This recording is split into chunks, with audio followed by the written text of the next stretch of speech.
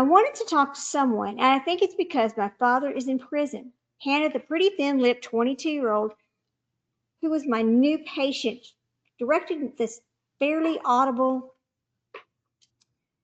remark to her right toward one of my bookshelves. After a moment, she looked at me directly, shyly repeated herself.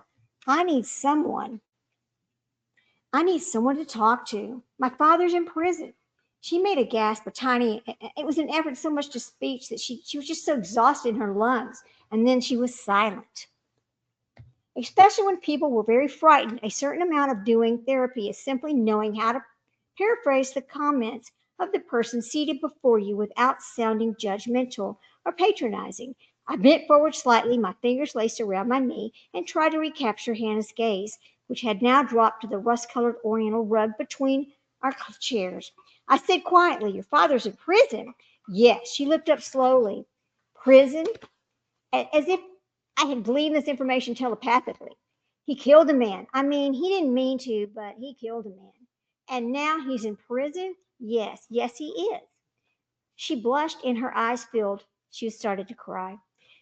I'm always impressed by the fact that even the tiniest amount of being listened to, the barest suggested of the possibility of a kind treatment, can bring such an immediate rush of emotion. I think this is because we are almost never really listened to. In my work as a psychologist, I'm reminded every day of how infrequently we are heard.